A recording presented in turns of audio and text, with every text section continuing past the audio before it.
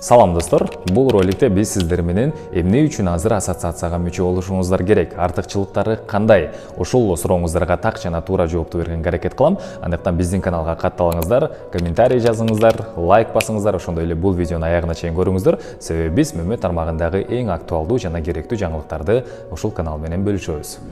Элибизде жакшы сөз бар. Жаздын камын кышта көр деген. Аны сыңары дыйкандарыбыз бүлдүркөндү, карагатты, кулпунайды, малинаны кантип туура өстүрүүнүн жолдорун азыркы учурда окуп үйрөнүп жатышкан учуру. Андан сырткары билесиздер, кыргызстандыктардын көпчүлүгү жазында кулпунай отургузушат. Ошол себептен кайсыл көчөттү отургузсам мен жай бою, күз бою жакшы түшүм алам деп изденип жүргөн учуру. Ошол себептен бул сурооңуздарга дагы жооп беребиз. Көчөт тандоодо азыркы учурда көптөгөн дыйкандарыбыз фрейга көчөтүнө басым жасашууда. Себеби бул түшүмдүүлүгү жагынан, ооруга туруктуулугу жагынан деги эле көптөгөн артыкчылыктары бар. Ал эми бирок ошол көчөттөр кантип тандалат деген суроо сизде жаралган болушу керек. Биз аны бул жакта тууралуу интернеттен же болбосо социалдык тармактагы сүрөттөрүнөн, видеолорунан карап тандабайбыз. Мисалы, бул жылы биздин төрагабыз Тилек Токтогазиев жана ошондой эле Клуб Малина компаниясынын жетекчиси Бектемир Мамыралиев коштогон бир катар дыйкандар, экспортерлор, өндүрүүчүлөр барып, ошол фрейга көчөтүн Италиядан дагы, Түркиядан дагы өстүрүлүп жаткан жеринен көрүп, бир катар көчөттөрдү тандап алышкан. Ошол тандоолордун негизинде Азия, Александра, Альба, Тея, Альбион, Сирия, Джоли, мына ошол сиздер экранда көрүп турган көчөттөр тандалып алынган. Бардыгы фрейга көчөттөр. Ал эми фрейга деген эмне? Бул сөз акыркы 2-3 жылда гана популярдуу болду. Келиңиздер, фрейганы чечмелеп көрөлү. Фрейга бул кулпунай көчөт эмес, тескерисинче ошол көчөттү өстүрүү технологиясы болуп саналат. Көбүнесе европалык мамлекеттерде, анан ошондой эле бизге жакын болгон Түркия мамлекетинде өндүрүлөт. Бул технологияда өстүрүлгөн көчөттөр ооруларга туруктуу, түшүмдүүлүгү жагынан жогору болгон артыкчылыктарга ээ. Мына ошол көчөттөр жаздын жакындашы менен Кыргызстанга Клуб Малина компаниясы тарабынан алынып келинет. Баалары 24 сомдон. Бирок ассоциацияга мүчө болгон дыйкандар үчүн атайын арзандатуу, атайын жеңилдетилген варианттарда каралган. Мисалы, Альбион, Монтерей, Портола жана Сан-Андрес сорттору үчүн 24 сом эмес, сиз ар бир көчөттү 22 сомдон алганга мүмкүнчүлүгүңүз болот.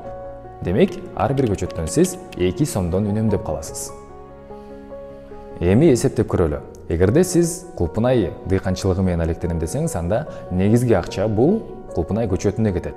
Эгерде сиз ассоциацияга мүчө боло турган болсоңуз, жогоруда айтып өткөндөй 22 сомдон алганга мүмкүнчүлүгүңүз болот. Эгерде сиз 20 сотук жерге кулпунай эгем десеңиз, ал жерге 10 000 көчөт алышыңыз керек болот. 10 000 көчөттү ассоциацияга мүчө болбогондор 24 сомдон 240 000 сомго алса, ассоциацияга мүчө болгондор 22 сомдон 220 000 сомго алат. Демек, 20 сотуктан сиз көчөттөн эле 20 000 сом үнөмдөп калганга мүмкүнчүлүгүңүз бар.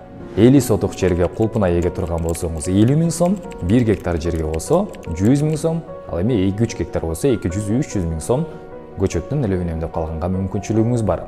Эми ошол үнөмдөп калган акчаны сиз балким бассейн курууга же тамчылатуу системаларын алууга коротсоңуз болот. Ассоциацияга мүчө болуп, жогоруда айтылгандай 20 000, 50 000, 100 000, 200 000, 300 000 сомду үнөмдөп калган жакшыбы, же көчөт сатуучу тарапка белек катары берип койгонбу? Чечим сиздин колуңузда. Сизде суроо жаралышы мүмкүн. Эмне үчүн мен ассоциацияга мүчө болушум керек? Алар кимдер? Деги эле ассоциация эмне жумуш кылат? Аны эмесе, кеңирээк айтып берейин. Кыргыз Республикасынын мөмө өндүрүүчүлөрдүн ассоциациясы 2022 жылы 1 декабрда дыйкандар, экспорттоочулар, өндүрүүчүлөр тарабынан сунушталып түзүлгөн.